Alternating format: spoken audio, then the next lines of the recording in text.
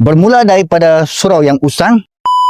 Assalamualaikum warahmatullahi wabarakatuh. Alhamdulillah, pada petang ini saya berada di Bumi Basilan Mindanao meninjau pembinaan Masjid Syekh Selamat Hashim yang sekarang ini hampir siap sepenuh insya-Allah. Bermula daripada surau yang usang, kita merealisasikan hasrat penduduk Bumi Basilan untuk mendapatkan sebuah masjid yang terseram indah insya-Allah. Rasmian peletakan batu asas pada Oktober 2024 dan tahun ini saya yakin insya-Allah kita akan menyempurnakan majlis perasmian masjid ini insya-Allah. Bagaimana hasrat cita-cita saudara kita bangsa Moro di Kepulauan Basilan Mindanao ini untuk memiliki sebuah masjid, maka kita disaksikan insya-Allah untuk dimanfaatkan bagi mereka menunaikan solat jamaah, aktiviti keagamaan dan kelas Al-Quran untuk anak-anak bangsa Moro di Bumi Basilan ini insya-Allah. Salam Pas Relief Basilan Mindanao.